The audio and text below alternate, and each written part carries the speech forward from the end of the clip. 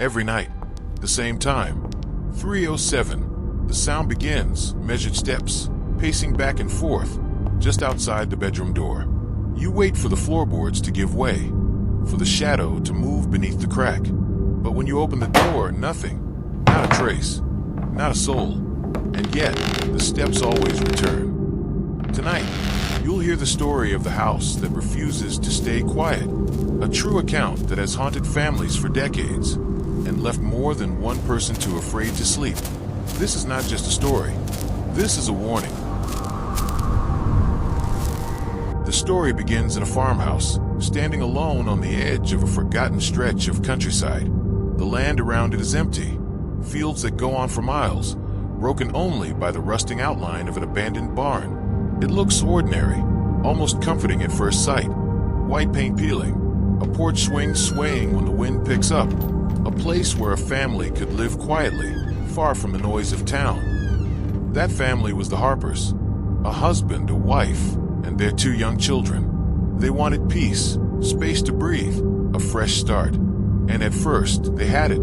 Dinners on the porch, laughter echoing across the fields. Nights so still, you could hear the crickets pulsing in the grass. But there was something about the house they hadn't been told, something buried in its history, a story whispered in town but never written down. Years before, in that same farmhouse, a man had been found dead at the top of the stairs. The cause was ruled an accident. Locals never believed it. They said he wasn't alone that night. It began quietly, a door that would not stay closed. They shut it, turned the latch. Minutes later, it creaked open again, slow, careful, as if someone on the other side was testing the hinge. At night, faint voices drifted through the hallway. Not whispers, not clear words, just sound low, muffled, as though someone was speaking from another room. When the Harpers checked, every room was empty. Objects began to shift. Keys left on the table, found hours later on the stairs. A child's toy placed neatly in the living room, showing up at the foot of their bed.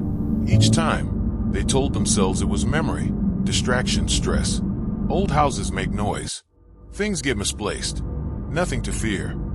Until the night Mrs. Harper woke, choking on the smell of smoke. Thick, acrid, burning wood. She rushed the children from their beds. The halls were heavy with it. Yet when the fire alarm stayed silent, she realized there was no fire, not a spark. The house was still. If this happened to you, doors opening, voices in the dark, the smell of smoke with no flame, would you leave the house? Or would you risk one more night? By the 3rd week, the house no longer hid in small gestures. It wanted to be seen. Mrs. Harper caught it first. A figure in the hallway mirror. Not a clear shape, not a person she knew. Just the outline of something standing behind her. When she turned, only the empty hall. The children complained of footsteps trailing them from room to room. Heavy, deliberate, always a few paces behind. When they stopped walking, the sound stopped too. At 3:07 every night, the lights began to fail. First a flicker, then a stutter. Every bulb in the house struggling against something unseen. No storm outside, no faulty wiring.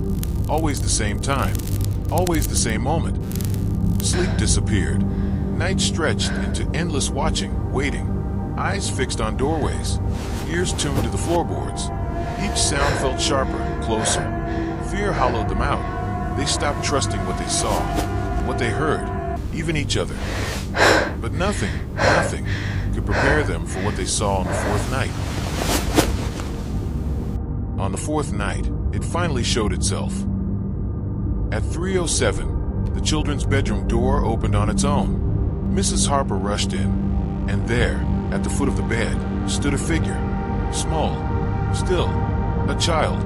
Clothes torn and out of time, fabric frayed, shoes caked with soil. Its head tilted, face hidden in shadow. It spoke, and it used her son's voice. The same laugh, the same tone, but hollow, empty. Her son was already beside her, trembling. Then it moved closer, inches from the bed. Mrs. Harper froze, unable to scream. Her chest locked tight. She felt fingers, cold, thin, pressing into her arm. not resting, pulling, dragging. The smell hit her next. Rotting flowers, damp earth, a sweetness gone wrong. The figure loomed taller, shadow stretching until it filled the doorway.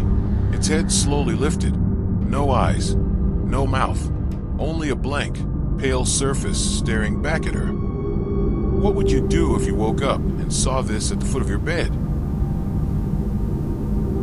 By morning, the Harpers were gone. They left the house exactly as it was. Dishes still on the table, clothes in the closets, beds unmade. They never returned. Investigators searched. Paranormal teams set up cameras, recorders, sensors. Every time, the results came back the same. Movement where no one stood, voices where no one spoke, static filled with words no one could explain. Yet nothing they captured gave an answer. The story traced back to the farmhouse's past.